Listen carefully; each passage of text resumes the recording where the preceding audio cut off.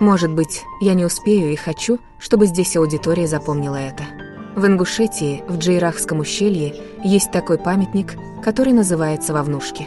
Это две огромные башни. Они такие высокие, что, исходя из моих физических возможностей, я не альпинисткой, забраться внутрь башни было невозможно. Но я опираюсь на профессора Харсиева. По подтверждению профессора Харсиева, внутри башни Вовнушки есть грузинские надписи. Вовнушки – это две большие башни, которые защищают это ущелье. Сам Джериах означает «ущелье креста». Значение Вовнушки заключается в том, что это имело защитную, оборонительную функцию, и эти две башни могли защитить Галга полностью. И вот, господин Харсиев сказал, что там есть грузинские надписи. Когда я задала ему вопрос, изучал ли кто-нибудь эти надписи, может быть, изучал Лавров или кто-то другой, на это он ответил, что их никто не изучал. Харсиев сказал, что видел эти надписи в молодости, и тогда он не смог их изучить. Я сейчас, даже в моем физическом состоянии, мечтаю, чтобы я снова приехала к Вовнушке и поднялась на башню, но не знаю, как я туда поднимусь, так как башня очень высокая. Я говорю, что необходимо зафиксировать, о чем рассказывают нам эти надписи, выполненные на грузинском языке.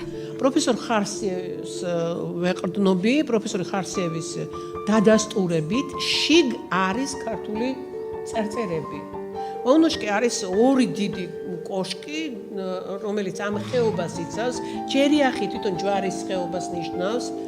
იქიდან ვეშვებით მე თუ აქედან წამოვალთ ჩრდილო-ოსეთში, დვალეთში, ისტორიულ დვალეთთან გადმოვდივართ, მაგრამ ამისი მნიშვნელობა ის არის, რომ დაცვითი ღირებულება ქონდა იმ ორ კოშკს შეეძლო ალღას მთლიანად დაცვა.